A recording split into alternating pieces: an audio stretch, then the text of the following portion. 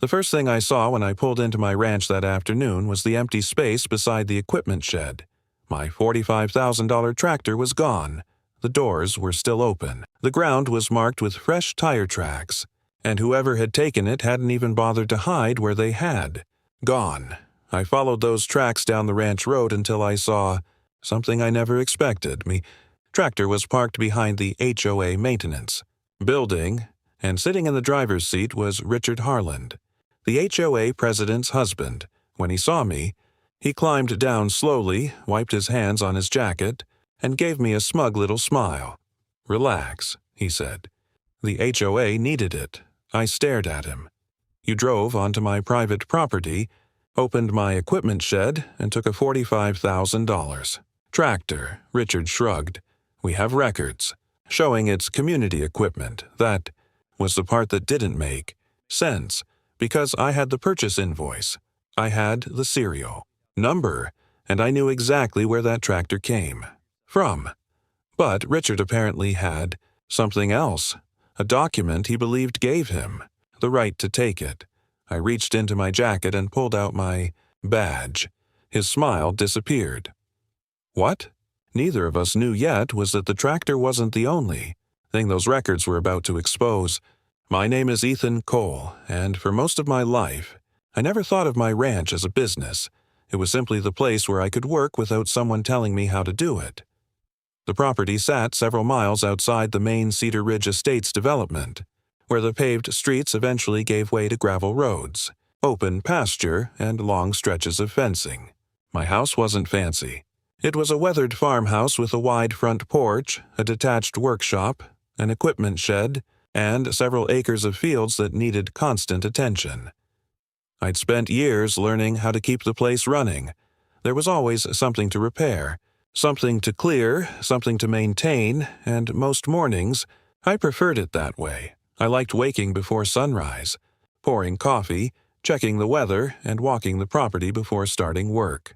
It gave me a chance to see if a fence had come loose, if an irrigation line needed attention, or if one of the older trees had dropped a branch during the night. I wasn't the kind of person who enjoyed conflict. If a problem could be solved with a conversation, I preferred the conversation. That was especially true when it came to the neighborhood association. Had no interest in fighting with an HOA. I simply wanted to live on my property and take care of it, and for a long time, that's exactly what I did. The tractor was a big part of that routine. It wasn't some recreational toy sitting behind the shed. It was a working machine. Had bought it after years of putting money aside, because I needed something powerful enough to maintain the fields, clear storm debris, move heavy materials, and handle the kind of work that would otherwise take an entire weekend. It cost me roughly $45,000, which was a serious amount of money to spend on one piece of equipment. But I had made the decision carefully. The dealer's invoice was in my name. The financing documents were in my name. The insurance policy was in my name, and the tractor's serial number was recorded on every important document connected to it. I kept the paperwork in a locked cabinet in my office because I'd learned a long time ago that expensive equipment wasn't something you protected only with a lock. You protected it with records. The tractor itself stayed inside the equipment shed. Whenever I wasn't using it, that shed had been there for years. I'd reinforced the doors, replaced the hinges, installed better lighting, and added a camera after someone broke into a neighboring property. A few years earlier, nothing about it was fancy. It was simply private, and I valued that. Privacy. Cedar Ridge Estates had grown considerably over the years. When I first moved onto the property, the neighborhood barely existed. Now there were larger homes, landscaped entrances, walking paths, community facilities, and an HOA office near the main road. Most of the residents were decent people. I knew several of them by name. Some waved when they passed my driveway, others occasionally stopped to ask about the weather or compliment the condition of the fields. There was even a small group of neighbors who would Meet at a local diner on Saturday mornings. The community wasn't perfect, but it was generally peaceful. That's why I never saw the HOA as an enemy. At least, not at first. The association was run by a board, and its president was a woman named Victoria Harland. Victoria was the kind of person who always looked prepared. She wore tailored jackets to board meetings, kept a folder in her hand, and rarely raised her voice when she could make the same point with a carefully chosen sentence. Whenever she came to the ranch, she was polite, professional, measured. She would mention community standards, maintenance concerns, or something the board wanted clarified, and I usually listened. If a branch was hanging over a common access road, I'd cut it.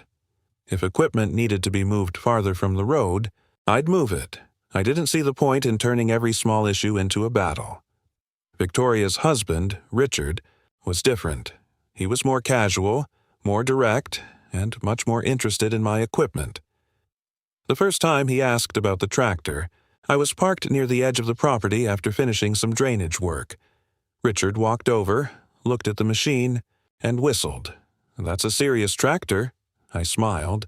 "It gets the job done." He walked around it, examining the tires and attachments. HOA. "Could use something like this," I laughed, because I assumed he was joking. "You'd have to buy your own," Richard smiled. "Maybe we already have." I didn't think much of the comment at the time. A few weeks later, Victoria mentioned that the HOA's maintenance equipment was getting old. One of their smaller machines had apparently been sitting in the repair shop longer than expected. She asked whether I'd ever consider letting the association rent my tractor for occasional community work. I told her, no, not rudely, just clearly. The tractor was busy enough maintaining my own property. Victoria nodded. "Of course, I understand." And the conversation ended there. At least, I thought it had. A few days later, I noticed something strange near the equipment shed. There was a small strip of orange survey paint on the ground near the fence line.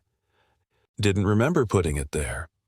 When I asked one of my neighbors about it, he shrugged. Probably somebody from the HOA. They've been looking at boundaries around the maintenance area. That answer bothered me more than it should have, not because the paint itself meant anything, but because nobody had mentioned a survey to me. I walked over to the spot and looked at the ground. There was an old metal marker partially buried beneath the grass. I'd seen it before, but I'd never had a reason to care about it. This time, I took a picture, then I went back to work. A few mornings later, Victoria stopped by again. She didn't ask about the tractor. Instead, she asked a strange question. "Ethan, how often do you actually use that equipment shed?" I looked at her. "Pretty much every week," she smiled politely. "Just curious." Then she left. That was the first moment I felt something had changed. Nothing had happened. Nobody had accused me of anything. Nobody had demanded anything. But the questions were becoming more specific. And then, on a Thursday afternoon, I received an email from the HOA. The subject line was simple: Equipment, Access, and Community Maintenance. Review. The message asked me to attend a meeting with the board. It wasn't a violation notice. It wasn't a legal demand. But the wording made one thing clear. The HOA wanted to discuss my tractor. And for the first time, I wondered why an association that didn't own my equipment was suddenly so interested in it. The email was waiting for me when I got back from the fields that afternoon. I read it twice, then a third time. The wording was professional, but there was something underneath it that I couldn't quite put my finger on. They didn't say the HOA owned my tractor. They didn't say I was required to hand it over. They called it a community maintenance resource. Phrase bothered me. I printed the email and put it beside my purchase. Documents. The next morning, I drove to the HOA office. Victoria was already sitting at the conference table when I walked in. Richard was there too. That immediately made me more cautious. motioned toward an empty chair. "Thanks for coming." "Ethan." I sat down. Richard leaned back with his arms crossed. Victoria opened a folder. "We've been reviewing the community's maintenance requirements," she said. "As you know, our equipment situation has become difficult, I've heard, and your tractor would be extremely useful." I looked at Richard. He didn't say anything. I looked back at Victoria. "Tractor is already extremely useful," she smiled. "Faintly, we understand that. Then, I'm not sure what we're discussing." Victoria folded her hands on top of the folder. "We're discussing whether there might be a cooperative arrangement." I shook my head. "There won't be." Richard finally spoke. "You don't even use that thing every day." I looked at him. "That doesn't make it available." Victoria gave him a quick glance before continuing. "We're simply trying to find a practical solution. And I've already given you my answer." The room went quiet. Victoria closed the folder. "All right." I stood. "Good, but..." Before I reached the door, Richard said something that stopped me. "You know, Ethan, property lines can be more complicated than people think." I turned around. "What does that mean?" He smiled. "Nothing." I stared at him for a moment, then I left. On the drive home, I couldn't stop thinking about that sentence. Property lines.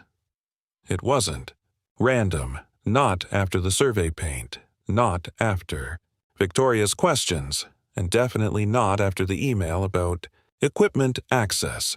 When I got back to the ranch, I went straight to the equipment shed. The tractor was exactly where I'd left it.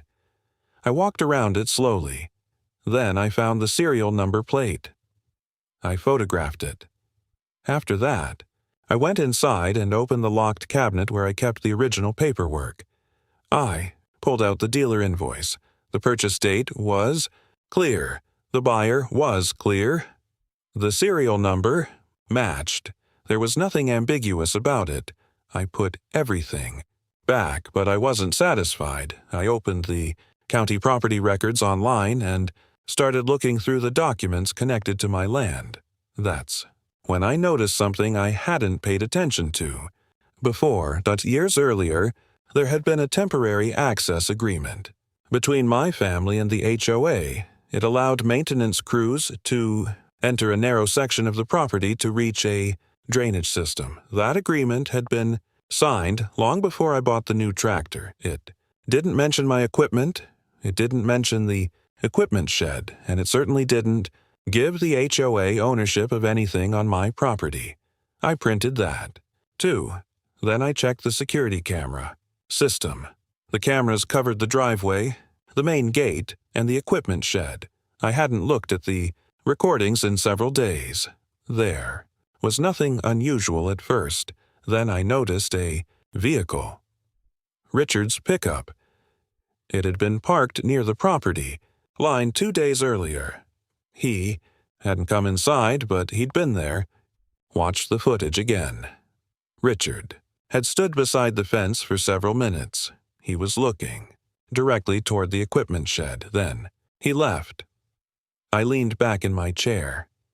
That wasn't proof of anything, but it was another piece of the puzzle. The following morning, I called the tractor dealer. I explained that I wanted to verify the ownership history. The service manager pulled up the records. He confirmed exactly what I already knew. The Mathieu tractor had been sold to me. The serial number belonged to that specific machine, and there was no record connecting it to Cedar Ridge Estates or the HOA. I thanked him and hung up. Then my phone rang. It was Victoria. "Ethan, we need to talk." "About the tractor?" There was a pause. "Yes. I've already told you my position. This isn't about renting it anymore." My expression changed. "What is it about?" "We found an old equipment inventory record." I sat forward. "What kind of inventory record?" "It lists a tractor." "An HOA tractor?" "Yes." I glanced toward the window. "My tractor isn't an HOA tractor." "I understand. That's what you're saying." "No, that's what the documents say." Her Tone became slightly colder. We'll discuss it at the next board meeting. I don't need a board meeting. To prove what I own. Another pause. Then she said, You may want to look at the older records before making assumptions. The call ended. I stared at the phone. That sentence stayed with me. Older records. I went back to the cabinet. This time, I started looking through everything my family had kept from the previous. Property owner.old surveys, tax documents.maintenance, agreements, receipts.boundary maps. Anything that might explain why the HOA suddenly believed my tractor belonged to them. After nearly an hour, I found an old folder with a faded Cedar Ridge Estates logo on. It inside was a maintenance inventory from years earlier, and there it was, 1. Agricultural tractor. The description was short manufacturer.general, model category, an equipment identification, number, but no complete serial number. I compared the information to my tractor. The model category was similar, the color was similar, even the general description sounded close, but the equipment identification number was different, and the purchase year didn't match. I almost laughed. They had found an old tractor record and apparently decided it explained mine. But then I noticed something else. The document had a handwritten note across the bottom.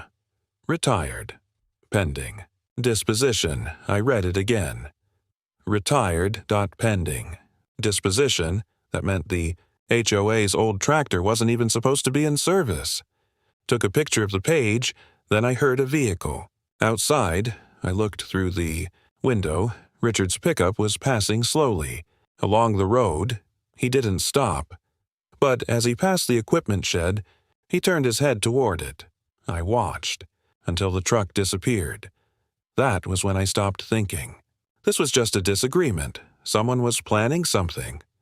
Just didn't know what yet. The answer came 2 days later. I was out in the far field when my phone buzzed.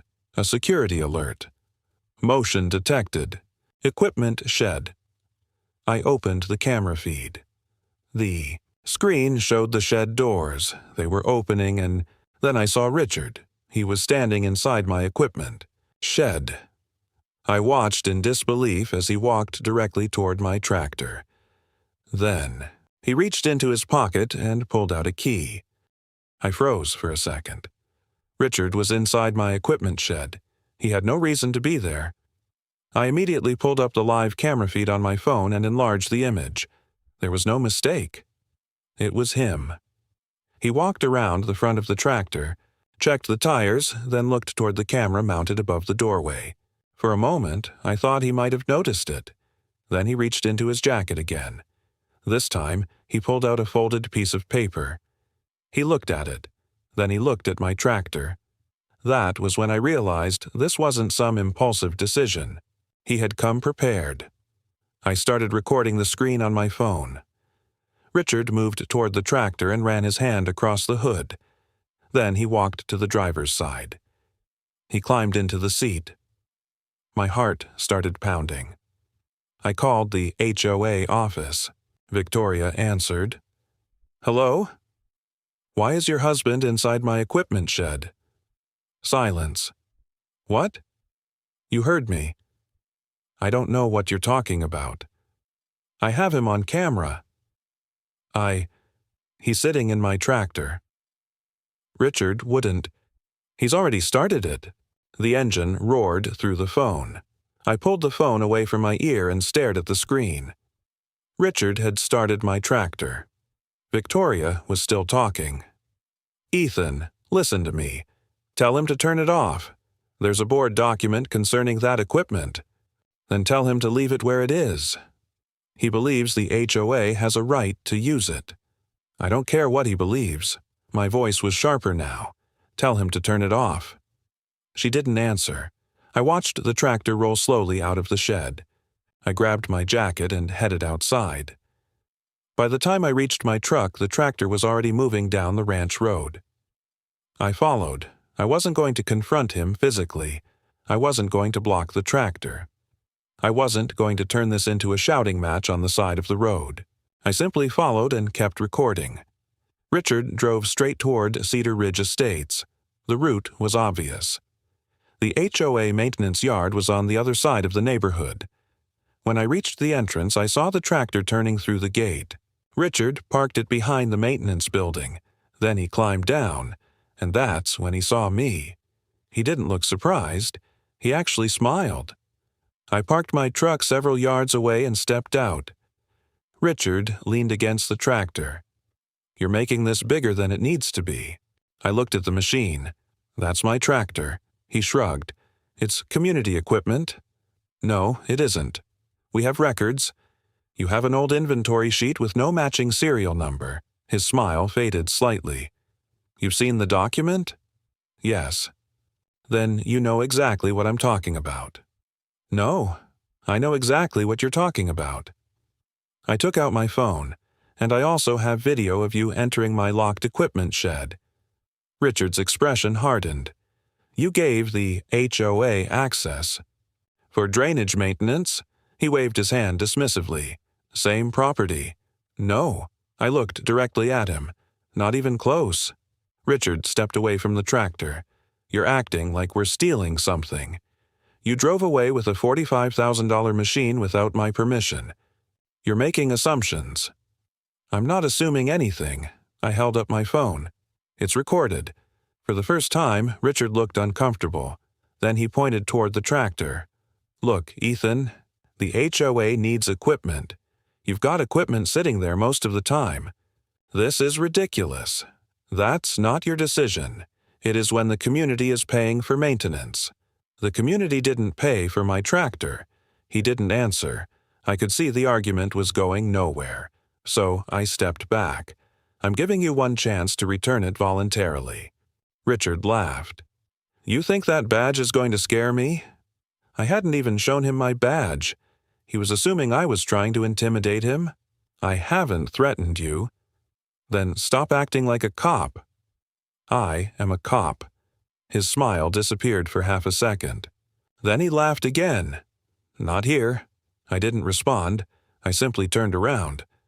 "I'll handle this through the proper channels." As I walked back to my truck, my phone rang. It was Victoria. "You shouldn't have come over there." "I didn't go there to fight with him." "Richard says you threatened him." "I didn't. He's very upset." "So am I." "Ethan, this can still be resolved." "Then tell your husband to return my tractor. He believes he has a legitimate claim. Then let him prove it." I ended the call. That evening, I sat at my kitchen table with the old inventory document spread out in front of me. I looked at it again. Something wasn't right. The HOA's old tractor had an equipment identification number. My tractor had a manufacturer serial number. They were different systems. But Richard had acted as though they were interchangeable. Why? I called Marcus Bell, a local agricultural equipment specialist I'd worked with before. I sent him photographs of the tractor's serial plate and the old HOA inventory document. He called me back about 20 minutes later. "Ethan, these aren't the same machine." "I know." "No, I mean they're not even close." "What do you mean?" "The model family is similar, but the production years are different. Your tractor is significantly newer." I leaned back.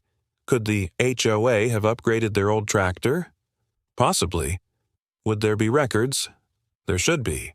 Can you check? I'll see what I can find. The next morning, Marcus called again. I found something. I sat down. What? The HOA's old tractor was sold. I stared at the table. When? Years ago. To who? That part isn't in the document I found, but the sale is recorded. I looked at the inventory sheet. The handwritten note suddenly made sense. Retired. Pending disposition. It hadn't been sitting somewhere waiting to become my tractor. It had been sold. The entire basis of Richard's argument was falling apart. But Marcus wasn't finished. There is one more thing. What? The old tractor's equipment number was never transferred to your machine. So there is no connection. Not from anything I'm seeing. I thanked him and hung up. Then I called Dana Brooks, the HOA treasurer. She answered cautiously. "Ethan, I need to ask you something." "About the tractor?" "Yes." There was a pause. "Okay. Was the old HOA tractor sold?" Another pause. "Yes." "When?" She gave me the year. It matched exactly what Marcus had found. "Who approved the sale?" "The board." "And the money?" "It went into the HOA account." I closed my eyes for a moment. "Dana, does the HOA have any document saying my tractor belongs to the association?" "I've never seen one." "Thank you." I ended the call. Then I opened the security footage again. I watched Richard enter the shed. I watched him start the tractor. I watched him drive away. And then I noticed something I'd missed before. Before Richard entered the shed, he stood outside for several seconds. He looked toward the camera. Then he turned away. He knew it was there. He knew he was being recorded, yet he still went inside. That changed everything. This wasn't simply someone making a careless mistake. He had believed his paperwork gave him enough confidence to take the risk, and I wanted to know exactly what paperwork he had been looking at. That afternoon, I received an email from Victoria. There was one attachment, an old HOA inventory document. Her message contained only one sentence. "This is why Richard believed the equipment was available for community use." I opened the attachment. It was the same old inventory sheet I'd already found, but this time there was something else attached. A board memo. I started reading. Halfway down the page, I stopped. The old tractor had been officially listed as sold, and beneath that entry was a note that made my stomach tighten. The sale had happened years before Richard ever claimed the HOA owned my tractor. I kept reading. Then I found an email chain between Victoria and Richard. The messages were recent, and in one of them, Victoria had written, "Ethan's tractor could solve our maintenance problem." I stared at the screen. That was the moment I realized Richard hadn't acted alone. Victoria might not have explicitly told him to take my tractor, but she knew exactly what he was planning, and she had decided it was worth letting him try. The next morning, I met Sheriff Elena Ramirez at the county office. I brought everything with me.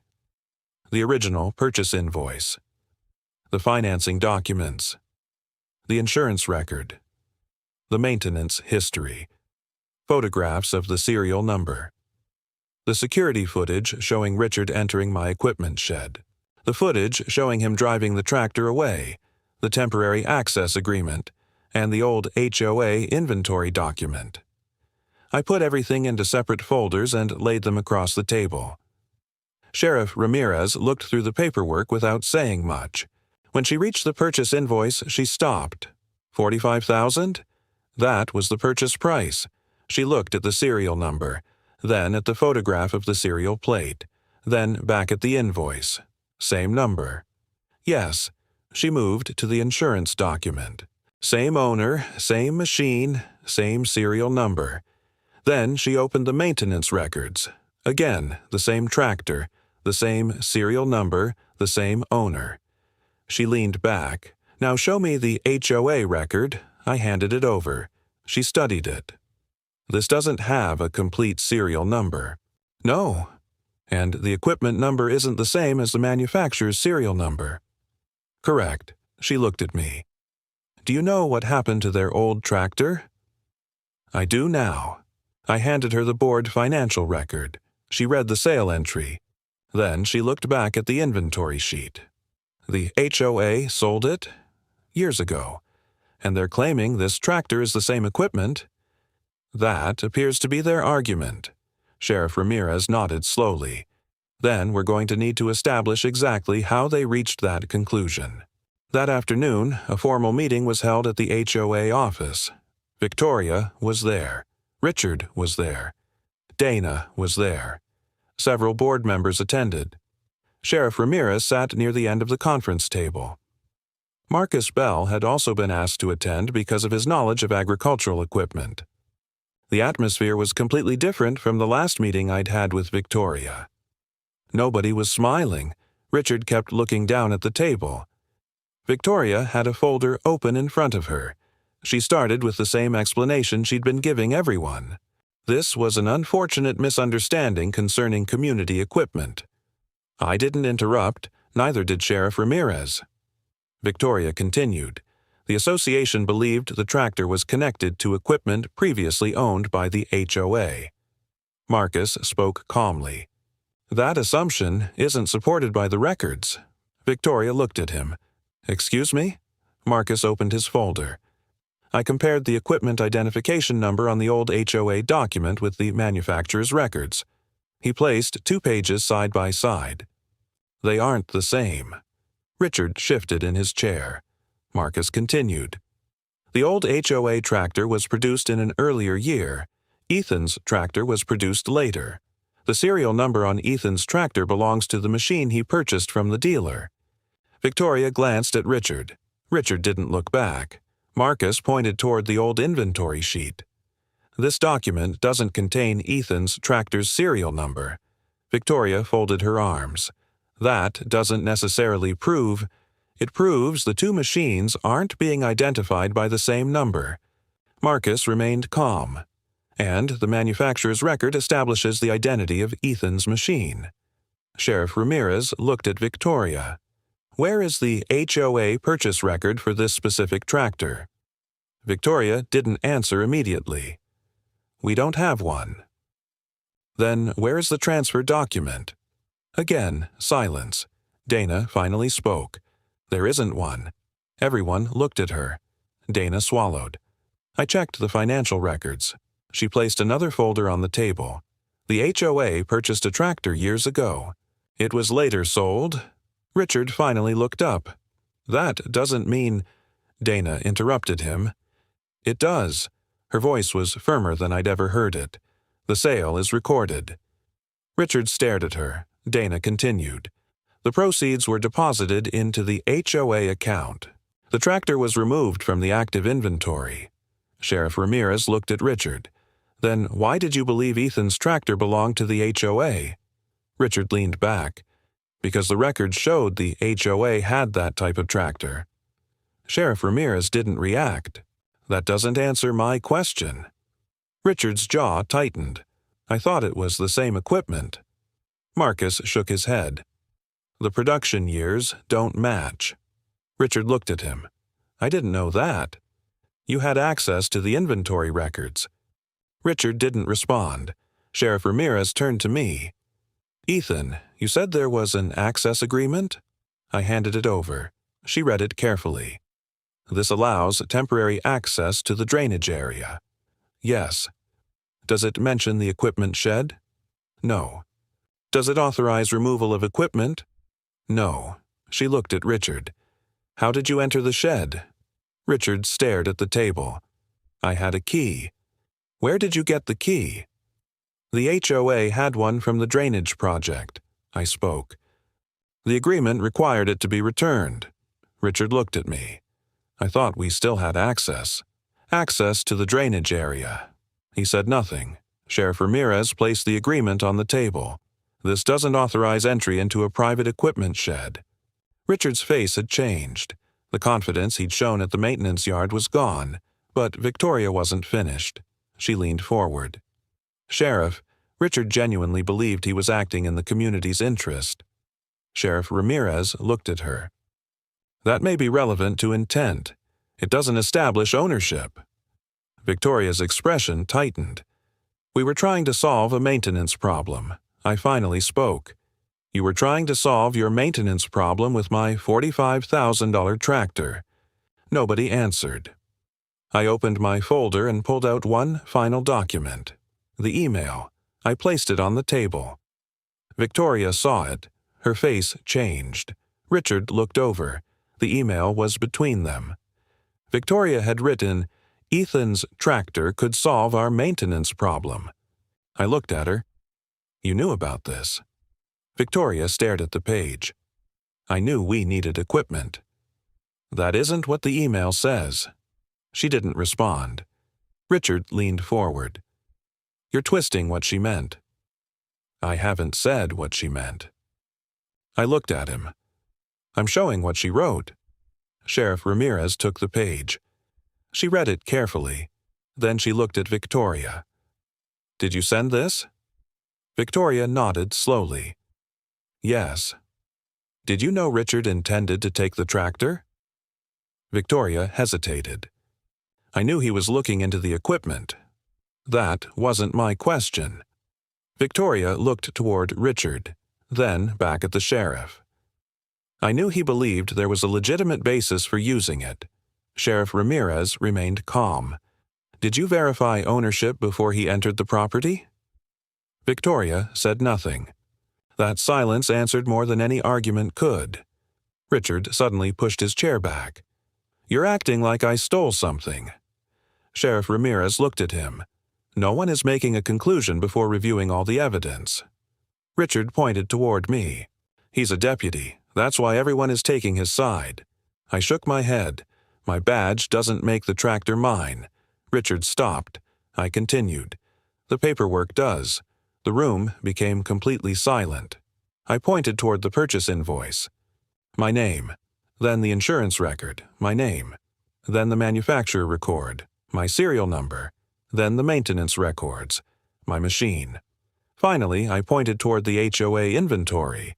"And your document doesn't match any of it." Richard looked at the papers. His expression had changed completely. The smirk was gone. So was the confidence. He had walked into this believing the HOA's paperwork would overpower mine. But the paperwork wasn't on his side. It never had been. Sheriff Ramirez gathered the documents. "Based on what I've reviewed today, the ownership documentation supports Mr. Cole." Victoria looked at her. "What happens now?" "That depends on the evidence and the applicable law." She turned toward Richard. "The tractor needs to remain secured while the formal recovery process is completed." Richard's shoulders dropped. For the first time since this started, he didn't have an argument. He didn't have another document. He didn't have another explanation. And he didn't have another excuse. The meeting continued for nearly another hour. Questions were asked. Records were compared. The access agreement was examined again. The old sale documents were confirmed. And by the end, one fact had become impossible to ignore. The HOA had not taken possession of community equipment. They had taken possession of a privately owned tractor based on a mistaken assumption that nobody had bothered to verify. The following morning, I received the call I'd been waiting for.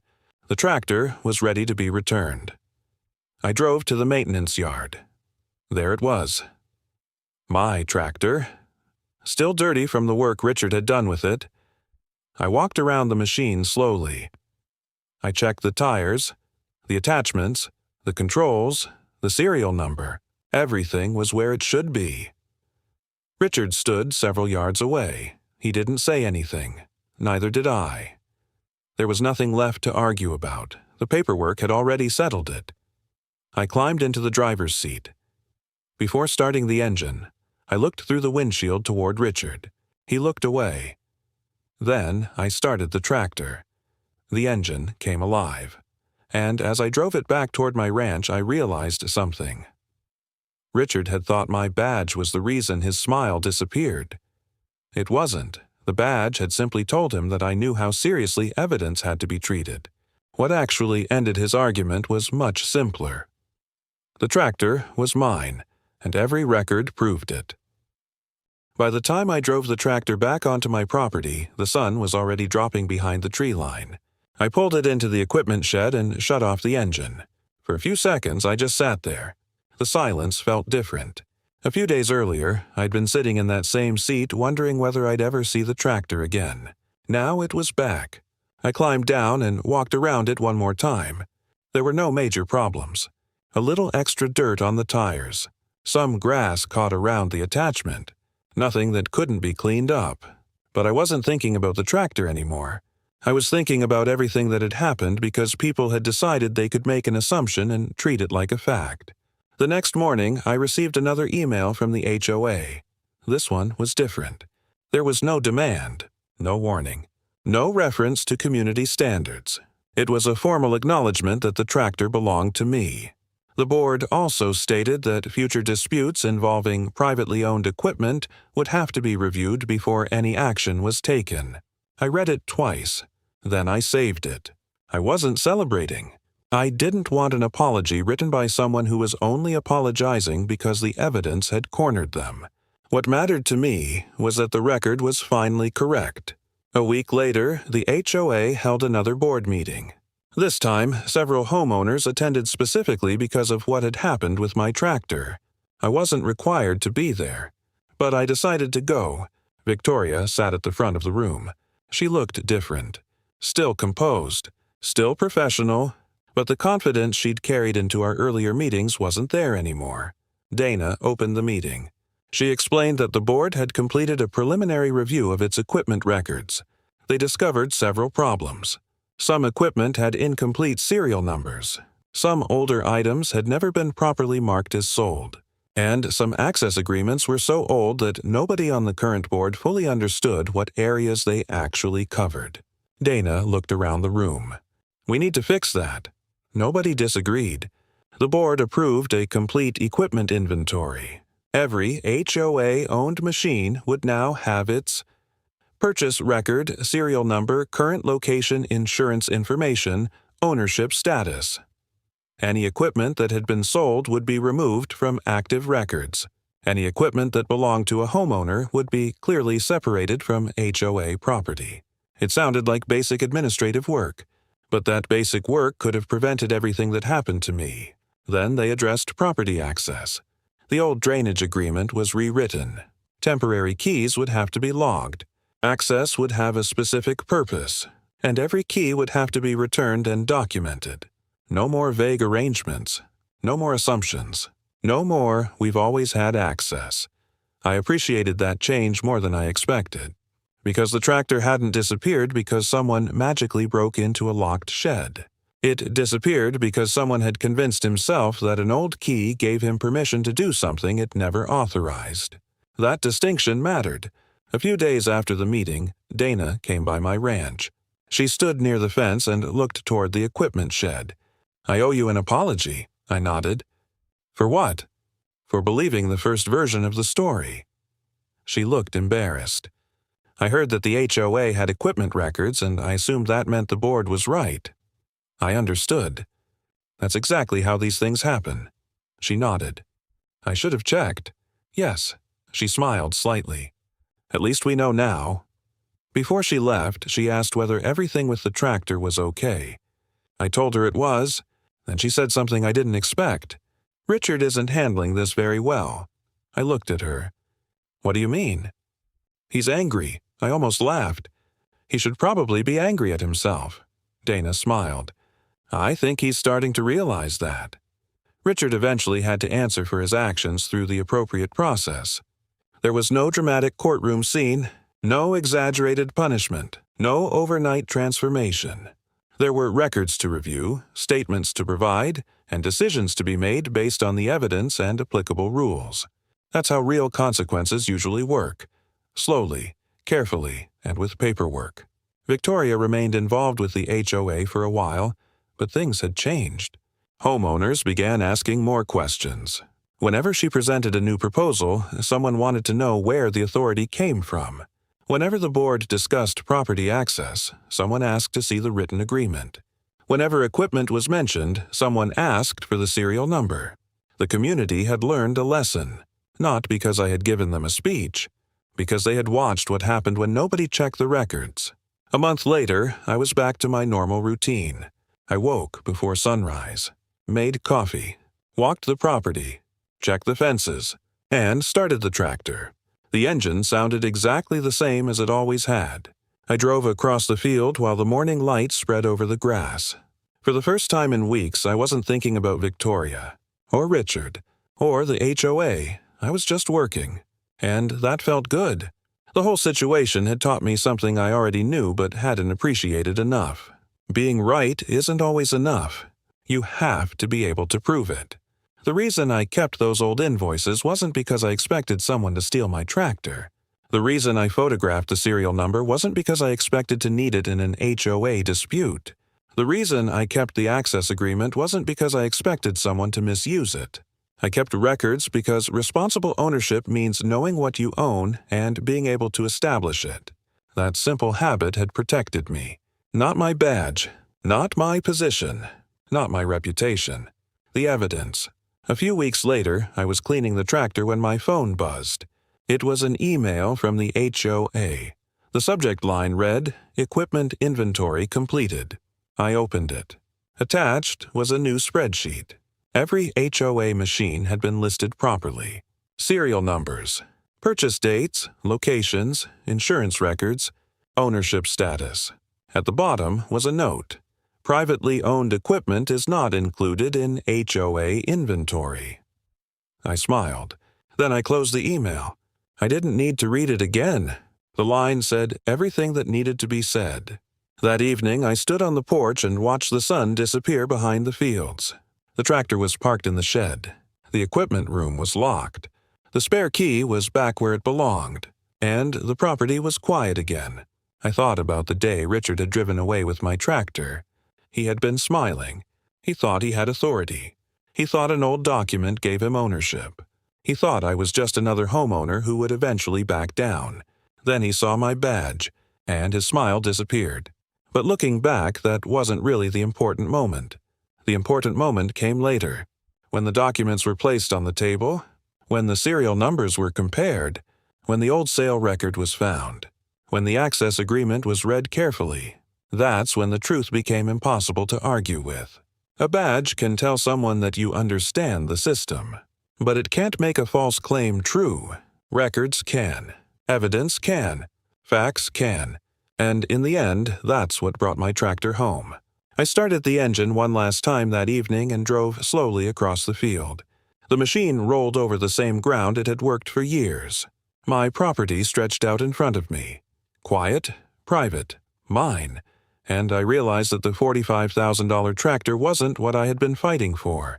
I had been fighting against the idea that someone could simply decide they had authority over something that belonged to me. The HOA could create rules. It could maintain common property. It could manage community equipment. But it couldn't turn my private tractor into community property just because someone found an old inventory sheet and decided it was close enough. That was the lesson everyone in Cedar Ridge Estates eventually understood. Authority has limits. And when someone crosses those limits, the strongest response isn't always shouting. Sometimes it's a folder full of documents, a matching serial number, and the patience to let the facts speak for themselves.